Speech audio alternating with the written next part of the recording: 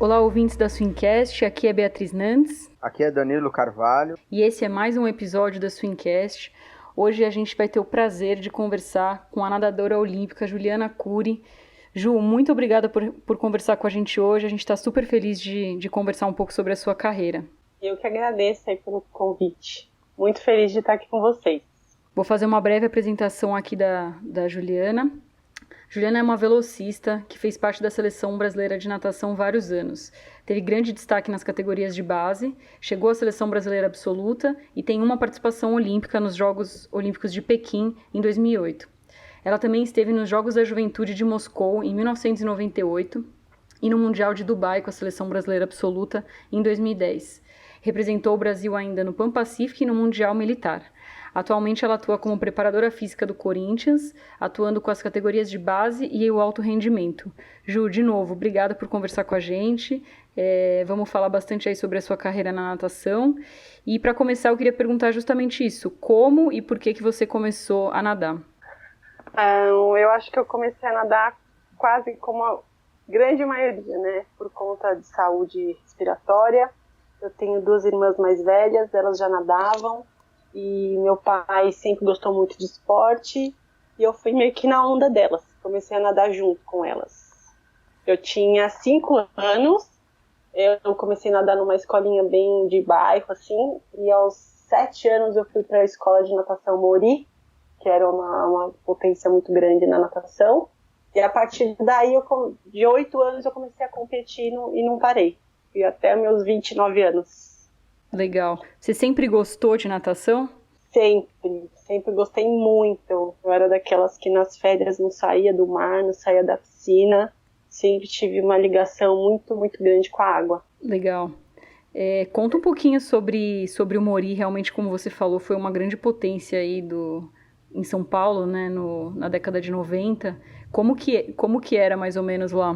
Bom, o Mori, eu acho que para as pessoas que tiveram o prazer de nadar lá, é algo assim... Hoje eu consigo achar a explicação, né? Mas eu demorei muito tempo para achar a explicação naquele lugar por conta do estilo do trabalho que eles tinham. Eu nadei na Mori do Bandeirantes, eram várias filiais, assim, tinha Bandeirantes, Morumbi, Alphaville, enfim. E meu treinador lá chamava Edgar. E na época tinha uma rivalidade muito forte do Mori com outras academias, Jet Center, Munhoz. E todo mundo achava que o Mori era uma escola que dava muito treino para os atletas, porque eram revelados grandes nomes da natação, assim. Mas não eram 1, 2 ou 3. Eram vários. Principalmente nessa sede que eu nadava. E era realmente o oposto. O nosso treino era super curto, não tinha dobra, não tinha volume, era super lúdico, a parte física, quando tinha, era só brincadeira, tinha gincana toda semana, e quando a gente ia nas competições, as pessoas até falavam, nossa, vocês não veem o treino do cachorro louco? É verdade que vocês treinam de camiseta? E a gente olhava e falava, não, isso é uma grande mentira. E isso eu tenho certeza que essa natação lúdica que o Mori tinha como característica me fez gostar cada vez mais da natação e eu ter perdurado, acho que tanto tempo na natação também, com toda certeza. Juliana, eu sou dessa época, né? E eu lembro perfeitamente da Mori. Era uma academia que brotava gente nadando bem o tempo inteiro, toda hora, era impressionante. Era eu considero uma das melhores escolas de natação, de formação de categorias de base que eu já vi até hoje, né? E assim, a galera nadava realmente muito bem, e existiam muitos desses comentários ali. Eu até como atleta, eu via meus adversários que eram da Mori nadando, e tinha muito isso aí. Como que eles treinam? Eles fazem alguma coisa... A gente tinha uma certeza, né, que era alguma coisa diferente do que a grande maioria fazia. E aí você está dando uma explicação muito legal aí. E você acha que isso... Você viu algo parecido nessa sua história depois, em algum lugar, algum treinador, alguma coisa que familiarizasse com isso? Puxa, Danilo, assim, a sua pergunta é um pouco difícil, porque eu como nadador, eu tive o prazer, assim, o privilégio de treinar com técnicos muito bons, assim, na minha trajetória. E os técnicos do qual eu treinei são grandes nomes. Então foi o Edgar, né, que é esse daí, o Albertinho, o Amém, o Sergião, então e meu marido, né, o Carlos Mateus. Então esses foram, assim, grandes nomes da natação, né? Eu tive esse privilégio e o Edgar, falando dele lá do Mori, putz, ele é incomparável, assim, mexe assim com uma questão emocional muito forte, assim, sabe? Chega a ser uma idolatria, porque na minha infância, eu tive uma infância um pouco conturbada pela separação dos meus pais, e ele me acolheu de uma forma, assim, ele meio que me adotou. Então eu tinha todo o acolhimento dele, assim, todo o apoio dele. Acho que ele já via em mim um talento, né, ou algo diferencial. Então, e ele sabia dessa minha parte familiar que estava bastante conturbada. Ele me tratava como filha mesmo. E eu acho que hoje eu consigo enxergar, trabalhando na área, que o grande diferencial do Mori era a questão técnica. Então, para você ter uma ideia, tem até uma curiosidade bacana, o meu primeiro troféu Chico Piscina, naquela época, tinha um treinamento em conjunto antes da competição. Não sei se vocês se lembram disso. Lembro. Acho que era o quê? Um mês antes, juntava a seleção para treinar todo mundo junto e depois de um mês ia lá e competia. O meu primeiro treinamento, coincidentemente, foi no Corinthians. Eu treinava no Mori, juntou todo mundo, a gente caiu lá para treinar, eu não lembro, acho que eram 3 ou 4 dias lá no Corinthians. No primeiro dia, eu era infantil 1, o treinador era o Zinho, da seleção da parte da feminina do infantil 1. Ele chegou e falou, pessoal, vamos aquecer 2 de 400. Quando ele falou isso, primeiro, eu mal sabia contar a chegada. Ele falou 2 de 400, eu nunca tinha nadado 400 direto. Nunca. E aí eu arregalei o olho e falei, meu Deus, será que eu vou aguentar, né? E aí começou o treino, eu não aguentei nem a metade do treino. E comecei a chorar. E ele sabia dos meus resultados e achou que eu tava fazendo corpo mole, do tipo, pô, Juliana, eu sei que você aguenta, né? E eu não tava aguentando. Por quê? Porque no Mori a gente fazia, tipo, uma chegada, pegada dupla, uma chegada, 3x1, outra chegada, só fase submersa. Era só educativo e tirinho de 25. Basicamente isso. Não tinha série rodada. Agora, hoje eu não consigo nem te responder como que eles conseguiam também ter atletas que nadavam 200 e 400 metros no caso. Mas a questão técnica era algo, assim, fantástica. A conduta lá geralmente era levada, toda a parte técnica, por japoneses, né? Eu acho que essa parte mais detalhista, por ser orientais, ficava muito mais exigida por isso, né? Então era muito, muito, muito educativo mesmo. Nossa, que legal isso daí. É algo a ser estudado. Sim, incrível. Inclusive, assim, acho que 1 ano e meio, mais ou menos, atrás, eu tive o privilégio, vocês conhecem, acho que a Mari Katsuno, né? Claro. Ela é minha amiga até hoje. Isso, ela é minha amiga até hoje. A gente é amiga desde a época do Mori. E a gente, num churrasco na casa dela, a gente conseguiu chamar o Edgar, que era o nosso primeiro treinador.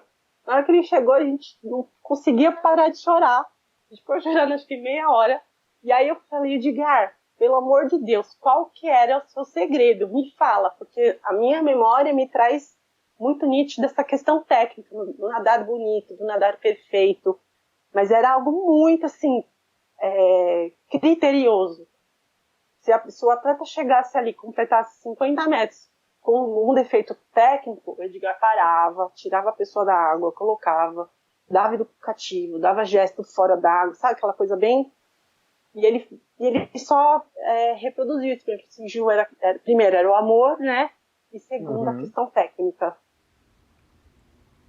Olha... E a Mari, inclusive, desculpa, e ela também tem a mesma percepção que eu.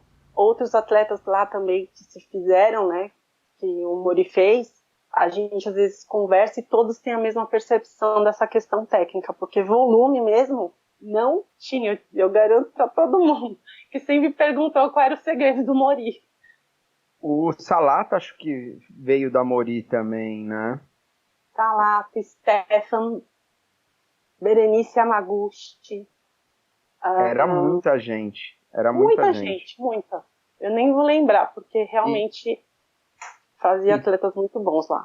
E quase todo mundo, pelo que eu me lembro, quando saía da Mori, ia pro Pinheiros. O Pinheiros era o maior era o time que mais recebia atletas da Mori, pelo que eu me lembro. Assim, você pode saber até melhor do que eu, mas eu lembro de muita gente. Saía da Mori e ia pro Pinheiros. Saía da Mori e ia pro Pinheiros. A Mori abastecia o Pinheiros na época.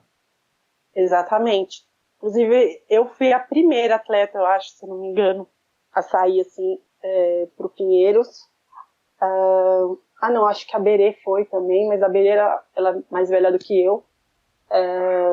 Inclusive foi uma fase bem difícil, assim, de eu conseguir escolher. E lá atrás, o Pinheiros já tinha me chamado, mas eu recusava. Só que no Mori era uma escola, então a gente começou, mesmo pela Mori, nadar os grandes campeonatos. Campeonato paulista, campeonato brasileiro. Inclusive naquela época tinha, não sei se vocês lembram, um jornalzinho da Aquática Paulista. Vocês lembram? Lembro. E a gente tinha esse jornalzinho no Mori, e eu lembro de eu e a Mari pegando o jornal para ver os resultados, e a gente não era federada. A gente começou a ver os resultados do Paulista, os nossos resultados ganhavam. A gente ficou enlouquecida. Foi de gato, pelo amor de Deus, a gente quer nadar o Campeonato Paulista, dá pra gente ganhar. E aí foi quando começou a federar, o Mori começou a federar a partir daí. E aí,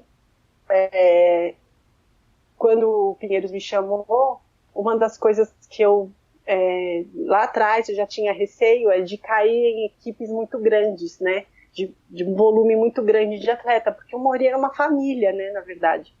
E aí foi quando começou o polo, que aí o Albertinho pegou e abriu para eu treinar com ele no Projeto Aqua e não diretamente no Pinheiros.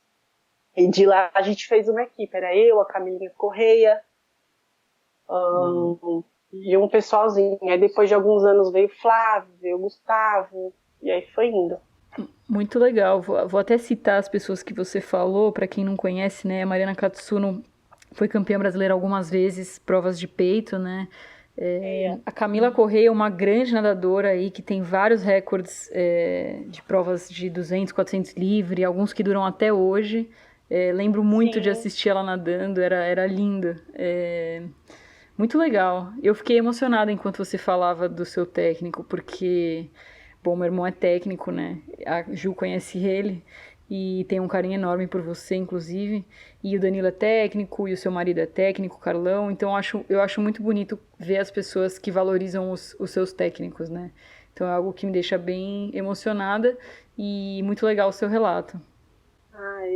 São coisas que mexem com a gente, porque além dessa parte emocional, ele poderia ter me feito como atleta, mas é indiscutível o talento, no caso do Edgar, por conta do número de atletas que ele fez. Eu lembro que tinha um menino, hoje já poderíamos falar de bullying, né? Mas tinha um menino que chegou lá para nadar lá, e ele nadava muito feio mesmo, e ele até brincava que ele tinha comido a carne da vaca louca. Vocês lembram disso? Que a vaca louca sai nadando igual a vaca louca.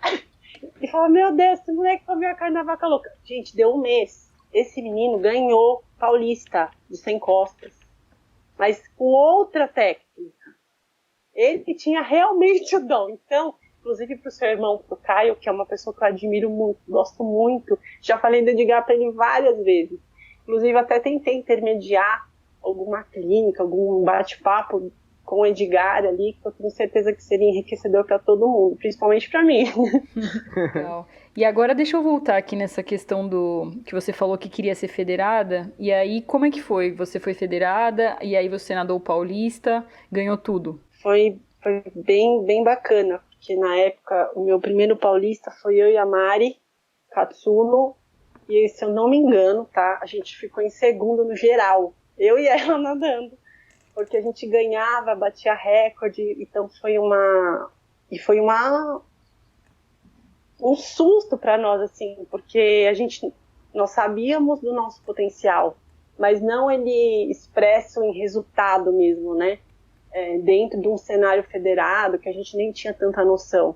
E aí foi vindo uma avalanche. Inclusive, tem até uma curiosidade, meu primeiro campeonato brasileiro foi lá em Salvador.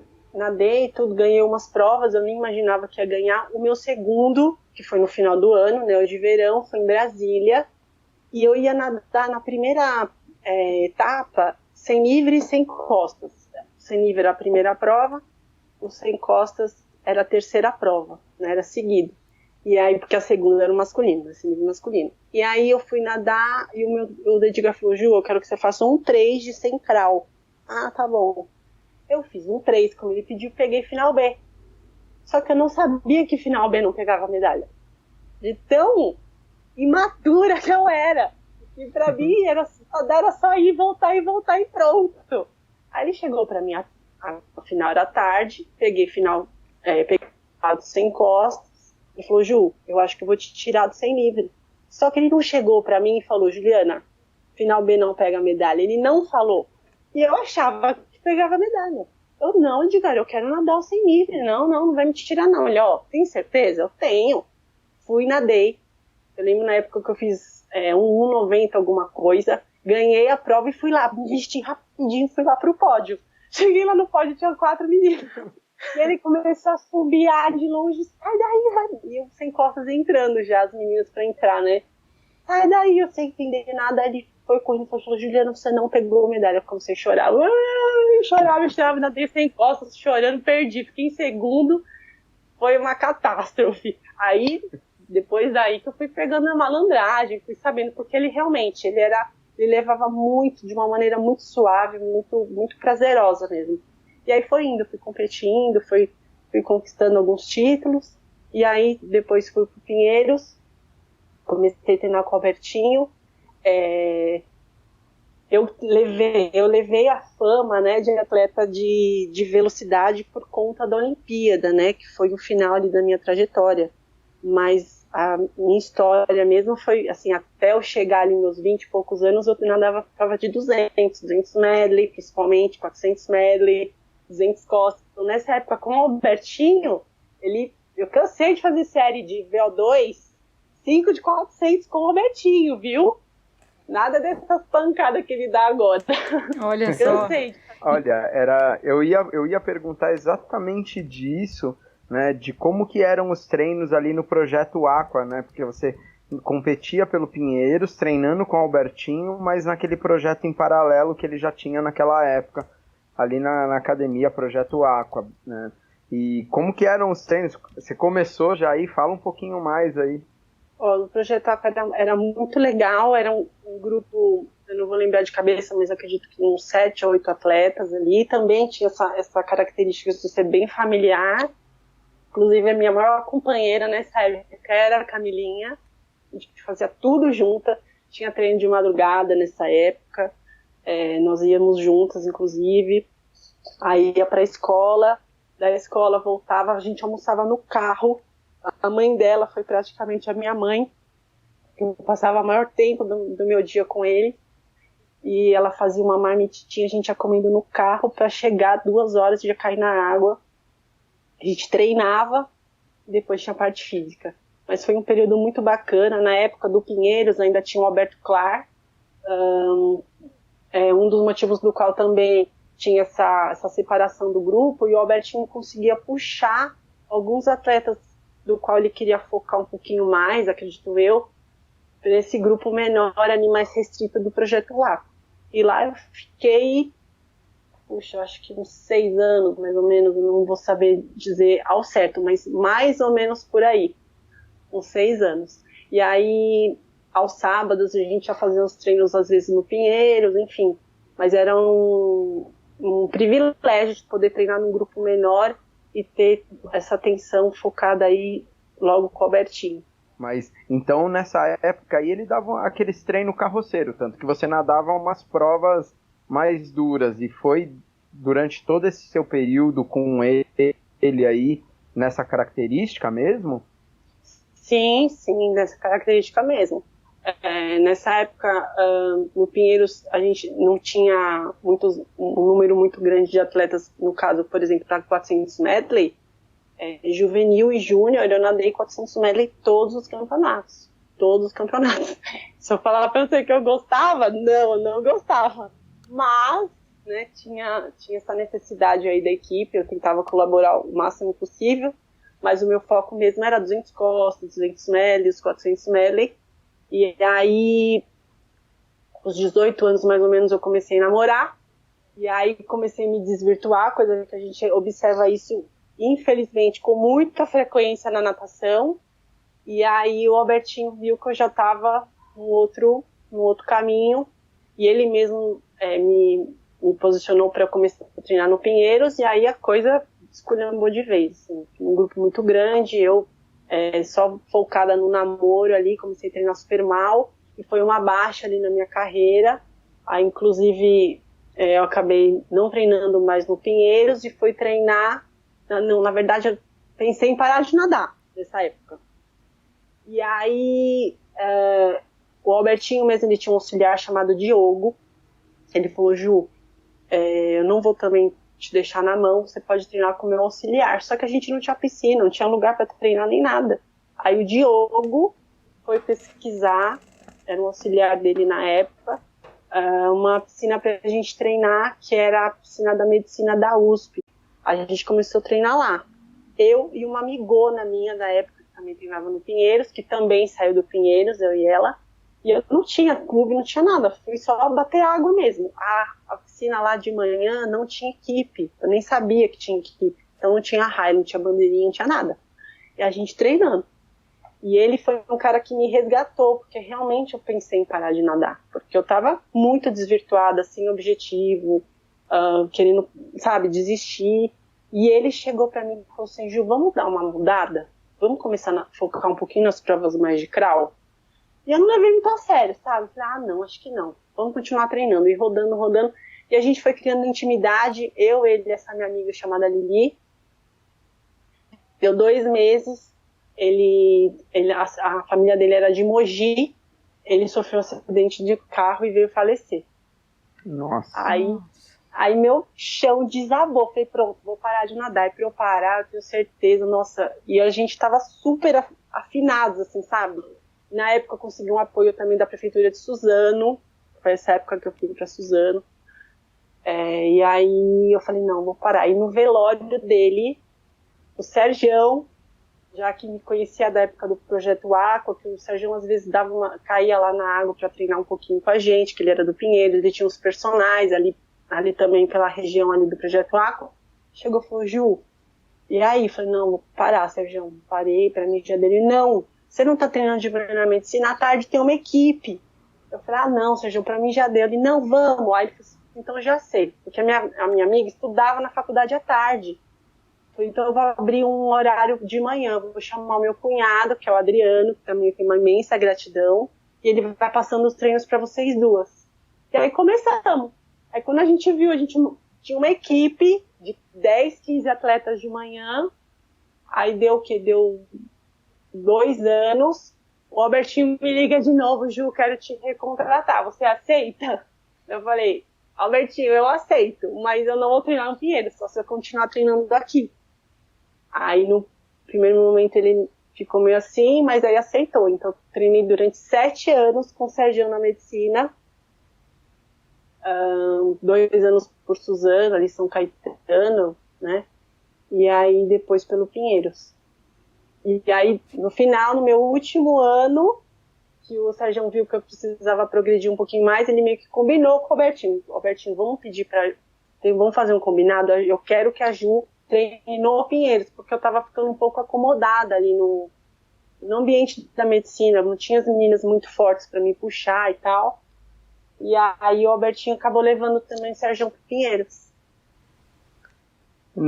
Agora, você foi falando e aí começou a passar um filme na minha cabeça e eu comecei a lembrar de um monte de coisa. Aí eu comecei a lembrar do Adriano, que era o cunhado do Sergião, né? Que de manhã o Sergião na época ainda treinava. Você lembra que ano que foi isso? Que você ficou ali, começou na medicina? Exatamente, o Sérgio ainda treinava, é verdade. Não, então, porque eu acho que foi na época que eu nadei com o Sérgio no Corinthians, em 2000, então deve ter sido meio por ali, 2000, 2001, e aí eu lembro de você nadando por Suzano, fazendo um baita, um período longo, a equipe da medicina que o Sérgio conseguiu construir ali, nadando por Suzano, nadando por Polos, puta, teve uma equipe feroz ali, tinha uns caras muito fera. Exatamente, vai juntando as pecinhas, né? Aí a gente vê quando pessoas têm boas intenções de fazer o esporte acontecer, às vezes começa com 1, com 2, sem raia, com a piscina suja, mas a coisa vai indo, né? A coisa vai criando um corpo ali. Inclusive eu lembro que na época da medicina a gente não tinha academia, não tinha nada. Eu fui lá na 25 de março, a gente fez uma vaquinha, eu fui na 25 de março comprar medicina em bola, aquelas medicinas de areia, sabe? Pra a gente poder treinar, fazer parte física, enfim, isso lá no começo. E aí as coisas foi criando um corpo ali de equipe e graças a Deus veio numa continuidade bem, bem bacana. Uma coisa que o Sérgio é um cara genial de criatividade e de fazer times virarem família, né? Sim. E aí eu lembro que ele criou aqueles equipamentos que hoje tem super moderno, os Vasa Training. Eu lembro que a galera lá na medicina treinava, tinha umas anilhas e umas barras na arquibancada. Era uma parada assim, meio na raça, né? Eu fui a cobaia ali de primeira, de todos os sentidos. Ele chamava Max Força, a gente tentou divulgar há muito tempo, né? O Sérgio, ele criou com as mãos dele mesmo todo o aparato, que a gente foi numa competição, inclusive na época eu competia pelo Pinheiros, mas não estava no Pinheiros. O Albertinho fez uma clínica, a gente ficou quase um mês lá no The Race Club, sabe, aquele centro de treinamento para velocistas, e ele me chamou o Sérgio, e nós fomos, e a gente ficou lá também, a gente passou por Stanford. E em Stanford tem uma máquina dessa de tração, uma por raia. O Sérgio ficou maluco. Aí ele falou, eu vou fazer esse negócio, você vai ver, eu vou fazer. E fez. Voltou pro Brasil, foi lá projetando a máquina dele e deu super certo. Inclusive, o Sérgio, quando realmente aquele meu outro treinador faleceu, eu falei para ele a ideia e ele que me fez acreditar que eu poderia ser uma atleta ali de velocidade, até para eu mudar um pouquinho, sabe? Para eu conseguir me reinventar como atleta. E aí comecei a fazer nadar mais 50, 100, 200 livre. Que também foi uma grande surpresa para mim. Que depois de uns 6 meses, mais ou menos, que eu estava realmente treinando com ele, foi a primeira vez que eu nadei 200 livre numa competição maior, foi o Paulista. E eu lembro que eu devia ter, sei lá, 2,6 de revezamento, coisa assim. Eu acabei fazendo 2,3, ganhei a prova e dali em diante falei, não, realmente, eu acho que eu posso me arriscar um pouquinho nas provas de velocidade, que aí eu tive fama de atleta de velocidade, mas no final da minha carreira, quando que eu comecei a treinar até com o Carlos, né, que atualmente é meu marido, eu voltei a nadar as provas de 200 costas, 200 medley, e tive a felicidade da minha última competição, que foi lá no Guará, que foi um Open. Eu ganhei as provas essas provas, para relembrar também a minha história como atleta, né? E não de 56 livre, no caso. Olha, então eu vou até corrigir aquela minha apresentação que eu te chamei de velocista e acho que não tá certo, tá? Inclusive, eu peguei aqui um resultado do Chico Piscina de 96, que você foi campeã do 100 costas, vice-campeã do 50 livre, do 100 livre e do 200 medley. E nesse 200 medley, quem ficou em terceiro foi a Poliana Okimoto, que foi a nossa convidada aqui do primeiro episódio, medalhista olímpica na prova de 10 km. Então, olha lá esse pódio, né? 200 medley para Juliana Cury e Poliana Okimoto, quem diria, né? Não, foi muito legal, porque a Poliana é do mesmo ano que eu, né? Nós somos de 83. E inclusive, todas as minhas competições, assim, a gente sempre disputou troféu eficiência, troféu técnico. A gente nadava só as provas de medley, né, que a gente disputava a prova, mas eu nadava sempre as provas 100 costas, 100 livres, 200 livres, e ela sempre as provas mais de fundo. Inclusive, assim, o meu pai foi assim, hoje eu tenho muita gratidão por ele. sou mãe, eu entendo ele como pai, né, que ele sempre quis o meu bem e tudo mais, mas a forma como ele me cobrava, na época eu não tinha maturidade para entender. Meu pai me cobrava muito, então chegava, não bastava eu ganhar e bater o recorde, sabe, das competições paulista, brasileiro, ele chegava no final, ele queria que eu pegasse o troféu eficiência, o índice técnico, e difícil, né, concorrer com uma Poliana Kimoto, né, e aí ele já super estava bravo e tal, então toda aquela felicidade no final ali acaba ficando um pouquinho frustrada por conta dessa cobrança excessiva. Mas aí foi passando o tempo, a gente tem que entender, né? Ô Ju, conta aí pra gente do Serjão, tá? Vamos buscar na memória aí alguma série com o Serjão nesses 7 anos aí que você ficou com ele, mais ou menos. Alguma série que te marcou, assim? Puxa, é que eu não gostava de fazer, tá? Mas eu fiz muitas vezes com o Serjão 2 séries que ele tinha meio que série padrão, assim, que ele seguia meio que um protocolo, que eram uns 30 de 50 melhor média, a cada um 30, e eu morria, e também os 20 de 100. No início, ele fazia 30 de 100, tá? Ele fazia 30 de 100. Só que eu não conseguia. Eu chegava no 15º, eu já quebrava de um jeito que não tinha por que fazer os 30, né? Inclusive, o Serjão me fez várias vezes nadar travessia. E, assim, poucos sabem disso, mas eu já nadei prova de 10K umas 2 ou 3 vezes. Eu tinha vontade de esganar ele, mas eu fazia. E aí ele remodelou a série para os 20 de 100, que aí eu conseguia fazer de uma intensidade maior e uma qualidade também melhor.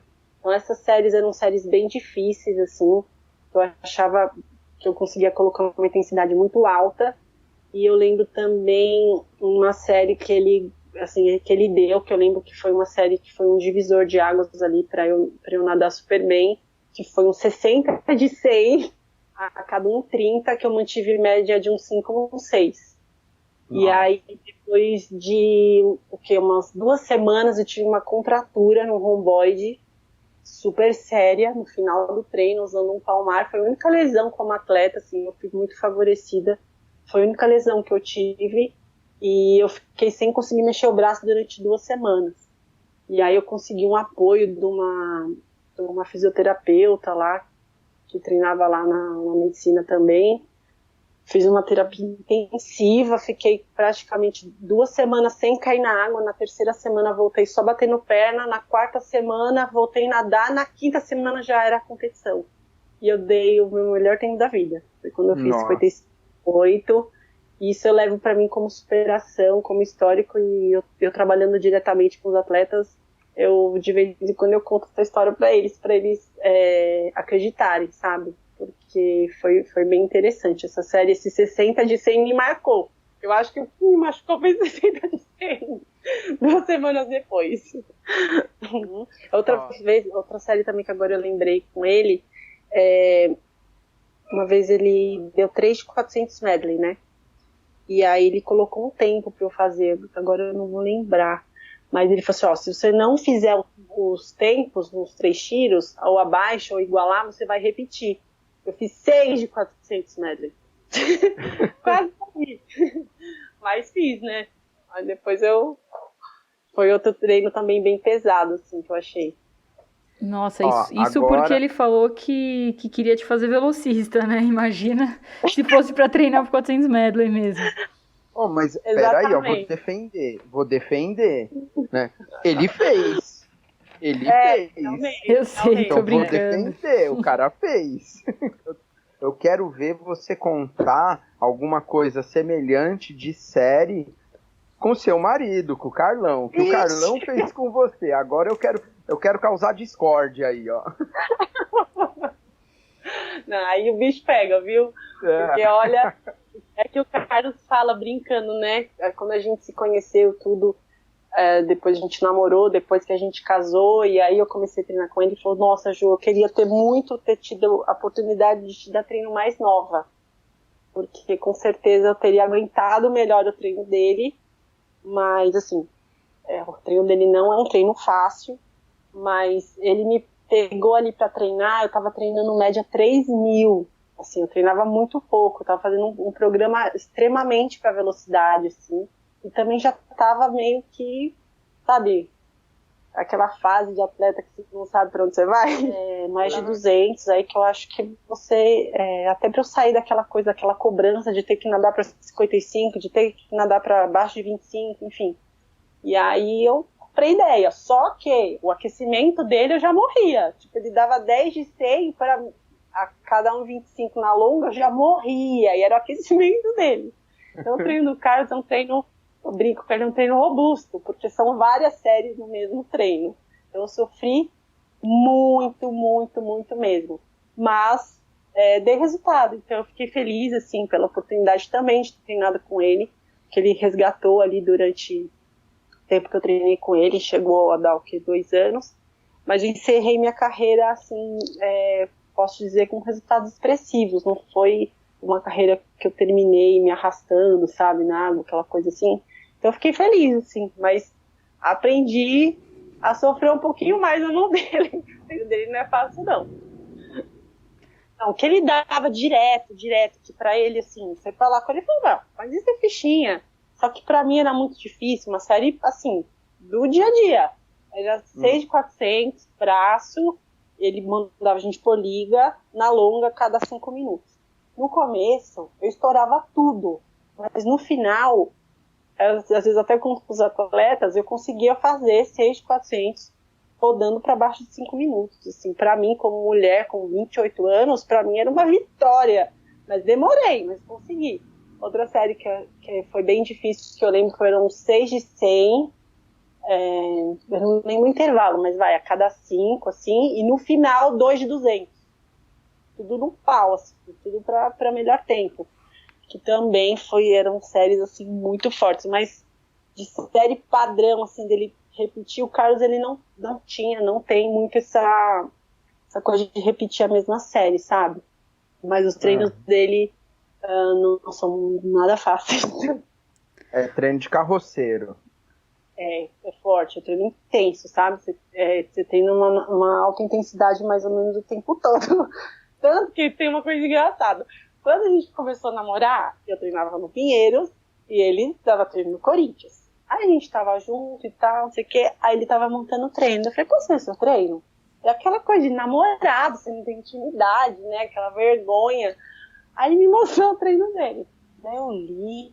Aí eu fiquei pensando, não, acho que ele tá fazendo pra se aparecer, né? Aí eu falei, o que foi? Aí o que foi? Eu falei, peraí, mas esse treino que você colocou é A3. Eles fazem tudo isso em A3, tipo, era uma série enorme, vai, não vou lembrar, mas vai, tipo, 2 de 200, 1 de 300, 1 de 400, 3 de 200, 2 de 100, sabe aquela coisa assim, enorme? 6. E eu tava acostumada a fazer, sei lá, 6 de 100 a 3, no máximo. Aí ele, mas peraí, mas qual o intervalo, qual a intensidade, quanto que as meninas, por exemplo, fazem? Ele começou a falar, falei, ele tá querendo se aparecer pra mim, certeza. E passou. Aí eu vi na pele, quando eu comecei a treinar com ele, que realmente era verdade, que ele não precisa se aparecer. E realmente era possível fazer. Legal. Deixa eu te perguntar uma coisa, você falou de várias provas diferentes, né? Então tem 100 livre, 50 livre, 200 medley. Você consegue dizer qual que era a sua prova preferida?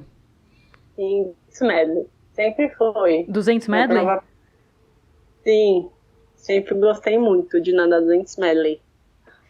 Ju, eu pensei numa pergunta aqui que vai ser a primeira vez que eu vou perguntar isso no podcast, mas com tantos anos de natação, se você pudesse voltar no tempo e nadar uma prova de novo, assim, a prova que você mais amou nadar em todos esses anos, seja pelo resultado, seja por quem estava nela, qual foi a prova mais marcante da sua vida? Uau, Bia, essa pergunta é boa, hein? Profunda. A vida, meu Deus. Mas de fazer melhor ou de viver aquele momento? De viver o momento de novo. O momento que você foi assim mais feliz ali, né? Aí, assim, nesse sentido foram tantas, assim. Primeiro uma que eu até citei aqui pro Danilo, no bate-papo antes que a gente teve. foi a Copa do Mundo, uma prova do qual eu nadei 200 livre, fez 1,57, e ali, por todo o meu histórico, por tudo que eu vivi como atleta, de toda a parte de superação, eu consegui fazer tempos realmente expressivos, me colocar num grupo ali privilegiado de atletas novamente. Ali foi como se eu estivesse lavando a minha alma e eu voltando assim a colocar tudo para fora, e de novo numa situação que eu tinha como obrigação até de contribuir por todas as pessoas que estavam me ajudando a chegar ali, seja treinadores, físios, amigos. Foi uma vivência ali muito bacana, porque eu fiz o tempo que eu tinha colocado como meta de eu repetir esse tempo de 1,57, e foi numa competição assim que não tinha tanta visibilidade, uma Copa do Mundo, numa etapa internacional, mas que para mim representou bastante coisa, assim, de eu conseguir repetir um tempo que eu tinha colocado como meta para eu fazer. A outra prova foi uma competição lá no Maria Lenk, que na verdade era uma competição seletiva para o PAN. Foi uma competição no qual eu perdi a vaga, não conquistei a vaga. Foi uma competição relativamente triste para mim, mas eu fiz o meu melhor tempo lá. Então foi quando eu nadei para baixo nos 56, eu fiquei muito feliz, mas ao mesmo tempo eu fiquei triste também por conta da vaga, mas eu sabia ali que eu tinha dado o meu melhor e eu conquistei, assim, fiz aquele tempo. Foi uma alegria muito grande, porque eu estava fazendo um resultado que não era só meu, né? Era todo o resultado ali do meu treinador, das pessoas que me ajudavam, dos meus amigos, do meu FIS, das pessoas que estavam envolvidas ali comigo. Então foi uma prova muito marcante, assim, que eu gostaria de nadar de novo, mas quem dera se eu tivesse pego a vaga, né? Sim. Legal, legal. Eu acho que é legal falar dessas provas, porque tem as medalhas, né? Às vezes o pessoal pergunta, quantas medalhas você tem, né? Gente que não é nadador, ou para que competição você foi? Mas acho que todo nadador sabe que tem provas ali que às vezes não tem uma medalha envolvida, mas tem alguma coisa, e é por isso que a gente treina, né? A gente não, mas os nadadores treinam todos os dias, né? Em busca dessa prova, aquela que você olha pro placar depois e fala, nossa, fiz isso. E isso é muito legal. Hoje, felizmente, as pessoas associam muito, né, os resultados mesmo às medalhas. Claro que a gente trabalha sempre para ver a materialização do resultado dessa maneira, mas desde quando eu me conheço por atleta, assim, desde muito novinha, assim, que graças a Deus eu sempre fui favorecida, eu sempre fui alta, tive excelentes treinadores, tinha facilidade no esporte, mas de verdade eu sempre nadei tanto pelo prazer de nadar, de estar com as pessoas, de aprender, de me superar, que as medalhas não eram o meu foco. Por isso que, assim, eu até tive muito problema com o meu pai por conta disso, né? Que a vontade dele parecia ser muito maior do que a minha. E até no final da minha carreira, você falando isso, Bia, até me fez lembrar. No final ali, eu já estava com uns 20 e tantos anos.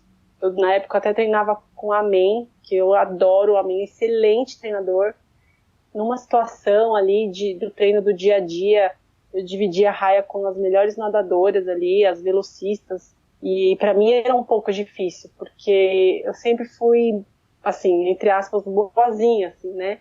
E aí, numa época ali, no Pinheiros, eles tinham a conduta de tudo era por ranking, né? Então, você tinha uns favorecimentos no clube pelo nível do ranking que você estava. Inclusive, não sei se vocês vão lembrar, lembra de uma época que no Pinheiros tinha umas fotos?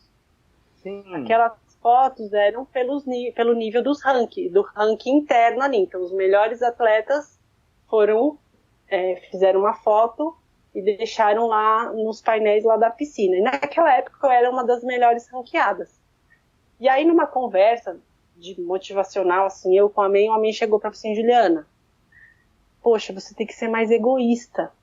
Na hora que ele me falou isso, eu não tinha maturidade de entender, né? Eu ouvi e falei, meu Deus, eu tenho que ser mais egoísta. Mas claro que ele desenvolveu. Mas sabe quando você ouve a palavra e você fica no mudo, você não ouve mais nada do que ele fala? Eu só me apeguei nisso. Falei, meu Deus, ele quer, sabe? Eu fiquei meio indignada. Só que hoje, né, e depois dessa conversa, eu fui entendendo que o egoísta que ele queria que eu fosse ali, que eu fosse mais competitiva, né? Então eu sempre levei a competitividade dessa parte meio florida até, né? E na verdade tinha momentos ali, ainda mais as escolhas das provas, no caso que eu estava tendo ali, que era 50 sem livre, que tem que ser aquela coisa da faca na caveira. E eu nunca tive esse perfil, nunca tive, né? E aí eu falava, caramba, mas por que será que tá me falando isso? Então na hora na academia, quem tinha o melhor ranqueado podia pegar tal posição ali na barra, perto do espelho. E eu nunca fiz questão dessas coisas, sabe?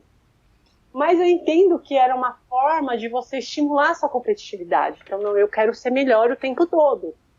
E naquela época eu não entendia isso. Hoje, né, trabalhando na área, eu consigo racionalizar um pouquinho mais e entender que a competitividade, sim, ela é necessária. Vai ter momentos, sim, que você vai ser mais egocêntrico, mais egoísta, enfim. Mas a minha característica eu nunca perdi. Talvez se eu tivesse sido um pouquinho mais, eu teria tido mais êxito, né, como atleta, com certeza.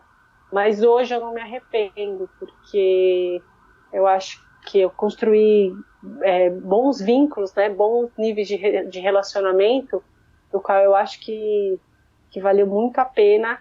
E eu continuo acreditando nesse esporte, nessa linha da natação, mais no coração. Eu continuo e eu não vou mudar.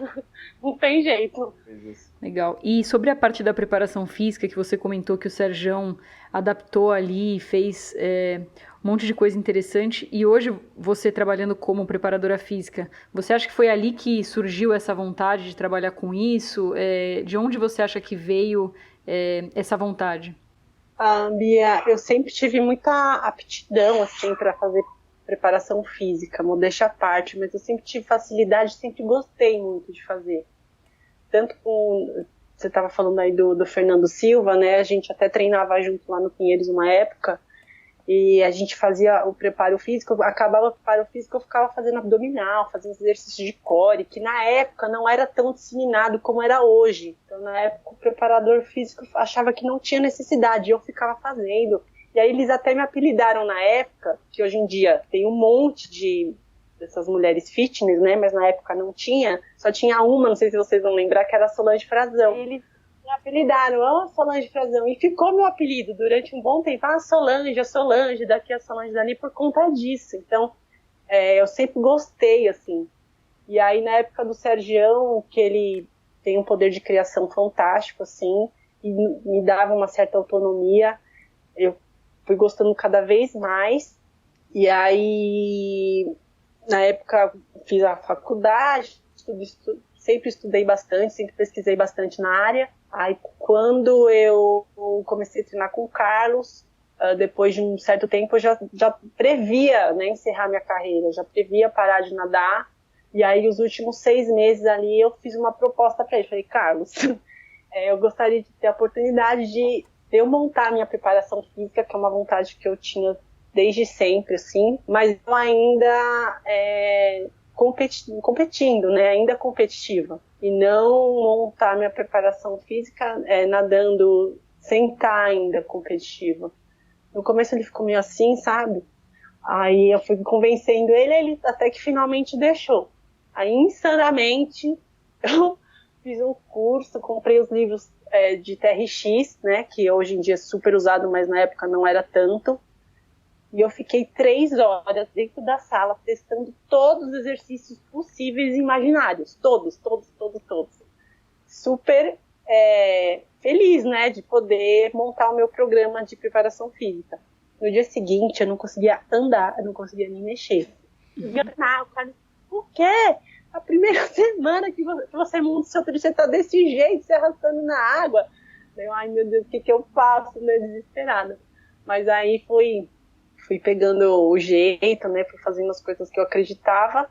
E assim, deu super certo. O Carlos viu que eu tinha um pouquinho de aptidão também com relação ao grupo.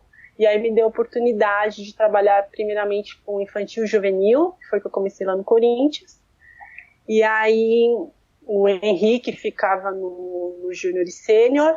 Aí durante um período a gente dividiu ali um pouquinho o júnior, do grupo do Leonardo Tomazello, pessoal da velocidade. Então o Henrique montava 2 treinos, eu montava 2 treinos. O Henrique acabou saindo para ir lá com o Léo na equipe dos Paralímpicos.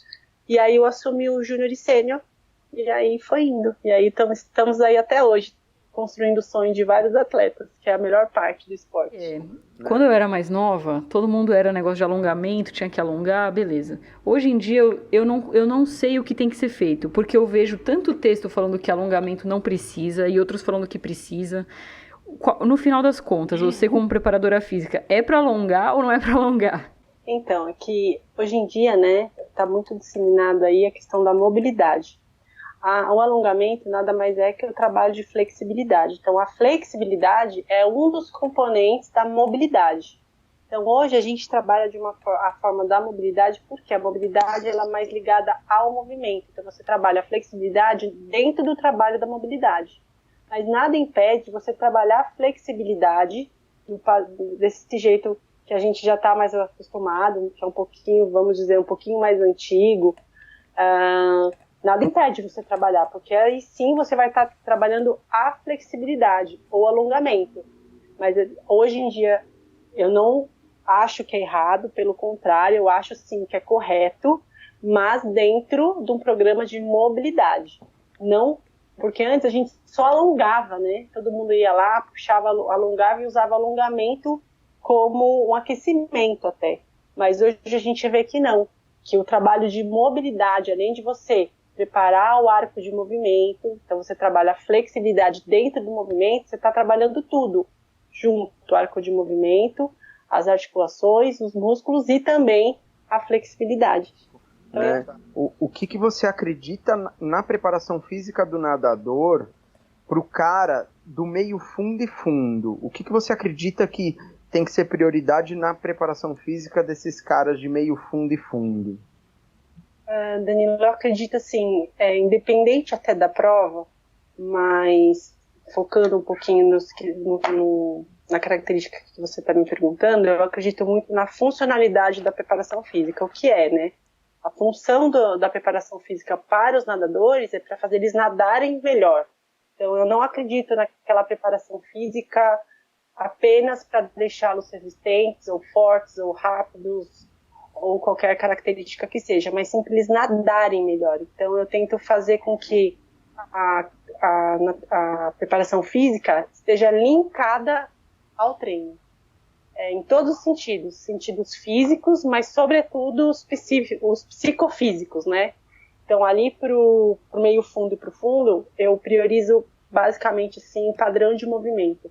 Então sempre o melhor movimento possível que eles façam, tenham destreza do movimento na parte física, porque aí sim eles vão conseguir transferir para a água, independente da variável que eu vou estar trabalhando com eles. Então é isso que eu realmente acredito. Agora, eu acredito na série milagrosa. Putz, eu não acredito muito nessa teoria, assim. Eu acredito no movimento milagroso, para que eles consigam sim colocar função, né, naquilo que eles estão fazendo e transferir isso para a água. Né?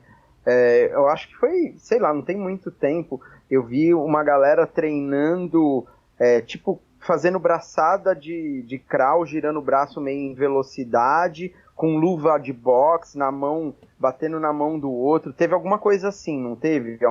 Pouco tempo, coisa recente, acho. Isso, teve há pouco tempo, sim. Nesse caso aí que você viu, foi pro grupo de velocidade, né? No caso, sim. A gente estava trabalhando antes do problema do coronavírus e tal, a gente já estava no específico 2, né? Que a gente trabalha lá no Corinthians por blocos. Então, na preparação física, eu sigo o cronograma que os treinadores me passam, né? Eu não, se eles estão fazendo base, eu também faço base. Tem preparadores físicos que não acompanham o cronograma, mas eu acompanho. Então, no caso ali, eu já estava trabalhando mais força explosiva, força rápida. E o exercício que eu estava colocando ali é o box, né? Só que, de novo, na função da natação.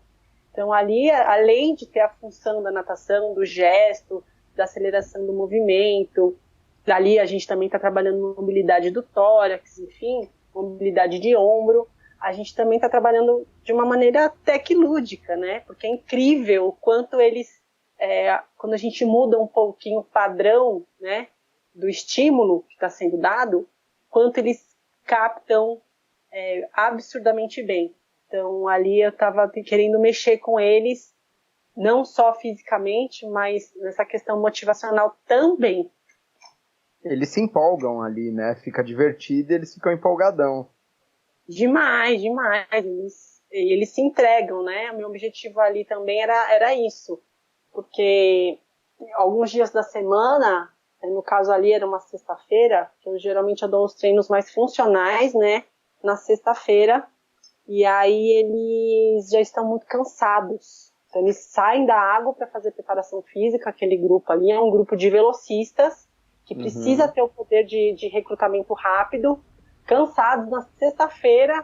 Então aí a gente tem que tentar bolar algumas estratégias para que eles consigam sair desse padrão de mais lento de movimento para conseguir gerar um pouquinho mais de potência. Aí vem as estratégias do trabalho, né? E ali foi super legal, eles fizeram com qualidade, foi tão empolgante que voluntariamente no final eles terminaram cantando o grito de guerra. Foi muito engraçado até. Que legal. Que legal. Ju, você comentou que a parte mais legal é ajudar os atletas a realizar os sonhos deles, né? Então, você parou de nadar, mas você continua atuando ali diretamente com nadadores que têm os mesmos sonhos que você tinha ali, né? Como é que é isso? Você consegue, dessa forma, viver um pouco de novo essas coisas? Você se envolve bastante ali com eles? Sim, cara, muita gente tem a quebra, né, ali, quando você decide parar de ser atleta, existe uma quebra, né, na vida, né, aquela questão do agora eu sou ex-atleta, mas o que eu vou ser, né? Eu vivenciei de perto algumas pessoas que tiveram essa ruptura de uma maneira não tão prazerosa, desde atletas que ficam com raiva da piscina, outros atletas param de fazer todo tipo de atividade física, engordam pra caramba, até os atletas que ficam com depressão, enfim. Eu, graças a Deus, assim, eu tive esse favorecimento de ter essa ruptura, assim, de uma maneira muito sutil e toda a questão que às vezes a gente sente saudade de competir. Você sente saudade de competir? Você sente saudade de treinar? Tal. Eu trabalhar diretamente com eles, isso me alimenta, né?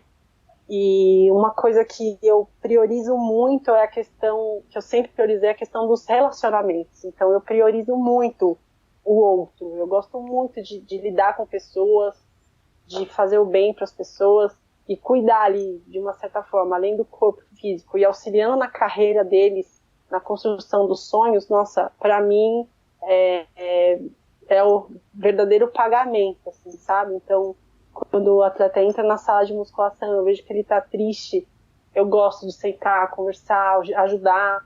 Ou se o atleta tá desmotivado, se o atleta tá cansado. Putz, eu adoro essa relação. E, claro, a questão do êxito, né? Aí é sempre mais fácil, né? Ver o atleta super bem, competindo bem, feliz. Poxa, aí não tem nem o que falar.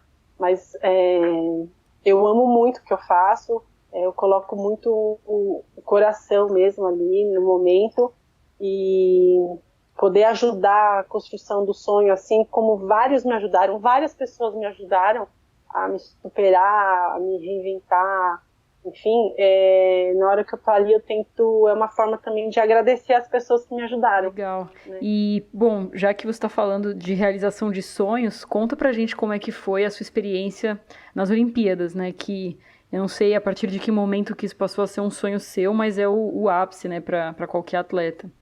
Foi uma situação muito, muito bacana ali, por conta um pouquinho do que eu contei, assim.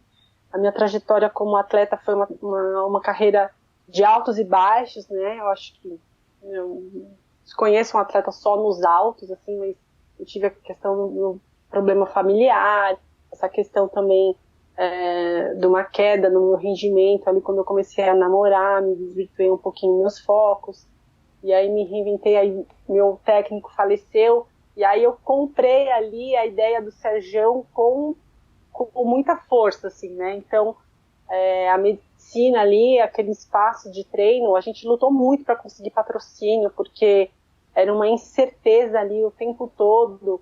E aí, quando eu realmente mudei de prova, as coisas foram acontecendo, e eu cheguei no êxito de ser convocada para a competição, né, para os Jogos Olímpicos. Poxa, foi uma satisfação muito grande ali do sonho, que não era só o meu sonho, né?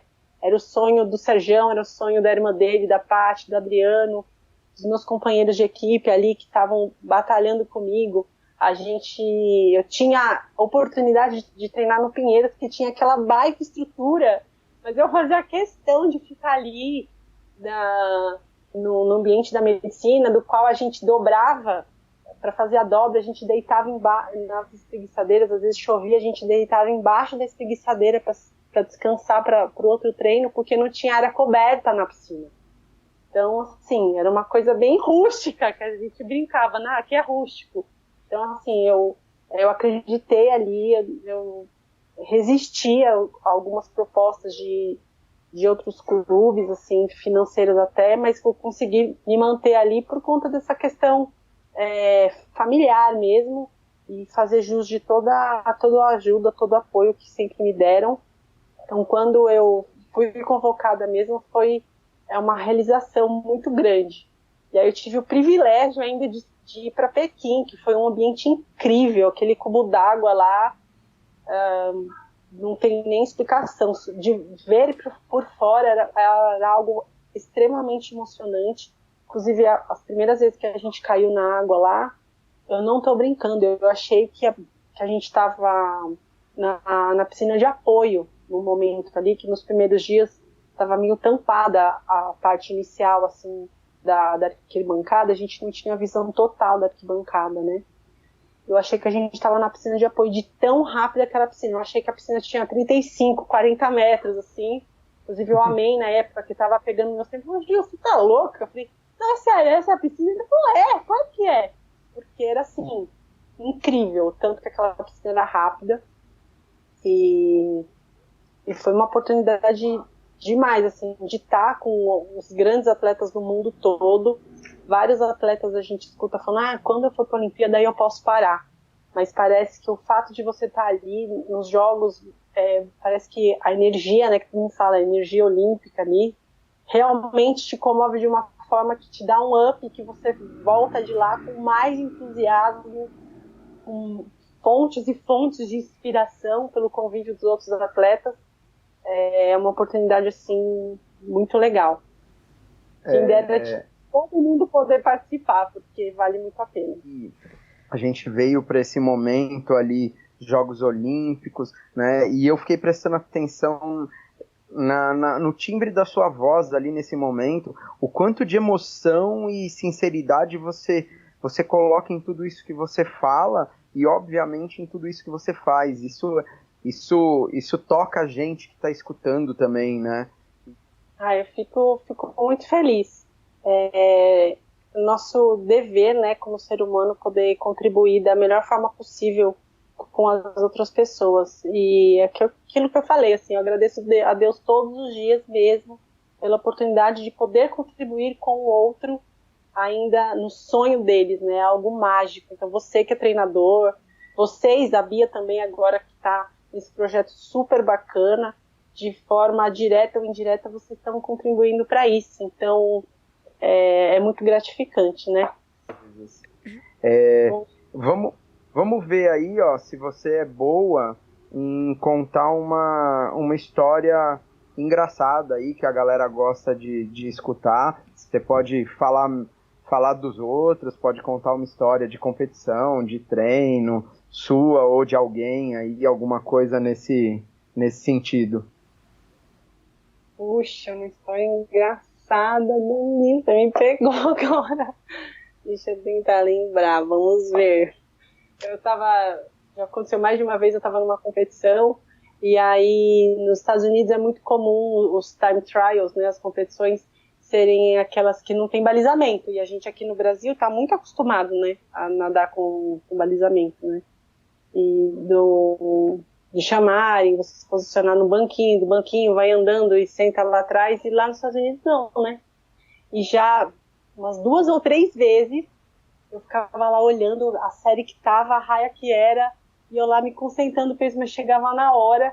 Uma das vezes eu tava atrás do bloco e eu viajei, tipo, apaguei. Fiquei olhando pro placar, olhando que prova que tava, que série que tava, quando eu vi todo mundo apitou, subiu no bloco, e eu já era mais velha. E eu, caramba, não acredito. Subi assim super rápido pra nadar. O cara deu a largada, eu pulei de qualquer jeito. Na época eu nadei 50 livre. E, tipo, na hora que eu cheguei, todo mundo tinha visto, tirou um maior sarro, terrível, terrível. Porque eu sempre meio que me desliguei muito, assim, na hora, antes, nos momentos bem próximos da prova, tentava me desligar de tudo, assim, não pensar em nada, sabe? Essa foi uma situação outra situação também, que eu era mais nova, uma competição, eu fui nadar 200 costas e eu tive a capacidade de queimar nos 200 costas. Essa eu nunca vi. Foi tipo assim. Pois é, eu tive a capacidade, né? Porque eu treinava com o Albertinho quis me matar, porque a gente estava disputando ponto a ponto o campeonato, acho que era o Campeonato Paulista, e o Albertinho, ele tipo, dava a saída, prepara, vai, assim, então eu já puxava e já empurrava a parede, puxava e empurrava. Então eu já tava notando, puxar e empurrar. Eu tava tão adrenalizada, eu tava tão bem naquela competição, que eu até lembro, né, o tempo que ele falou pra eu fazer, eu tinha que fazer 2,16. E aí, eu tinha certeza que eu ia fazer, eu tava tão pilhada, na hora que o árbitro falou, as suas marcas, eu puxei, empurrei. Na hora que eu fiz o arco, eu fiz a mão na cabeça, eu já fiquei embaixo d'água, falei, meu Deus, eu subo ou não subo? Fico aqui ou eu subo, mas não tinha jeito. Na hora que eu subi, na hora que eu olhei o Alberto vermelho. Aí na hora que eu cheguei pra ele falou, eu não quero nem falar com você, pode ir pra lá. Eu falei, nossa. E a vergonha, né, pelo amor de Deus. Tipo, queimar nos 200 costas. Eu acho que... A favorita, né, a favorita da prova. Não, vergonha, total. Mas eu não faço isso em casa, hein. Muito bom. Muito bom. Ju, adorei a conversa. Não é à toa que meu irmão sempre falou com tanto carinho de você. Você realmente é uma pessoa diferente, assim. Acho que conversando com você dá pra perceber essa sua preocupação com os outros. E eu não sou de ficar elogiando, assim, nos podcasts, mas gostei muito da conversa, gostei muito de tudo que você falou. Obrigada por ter conversado com a gente e espero que os ouvintes curtam essa história assim como eu gostei. Que bom, obrigada, Bê. Eu que agradeço a oportunidade, viu? Seu irmão é muito querido mesmo, muito querido. Ele tem um espaço reservado no meu coração e uma admiração enorme por ele. E agora dá pra ver, eu te conhecendo um pouquinho mais de perto, que não é só ele, é a família. Obrigada pela oportunidade. Ju, muito obrigado mesmo aí pela oportunidade de dividir com a gente essas histórias, né? Muito honrado aí, né? Um prazer imenso em ter essa oportunidade. Então, o que eu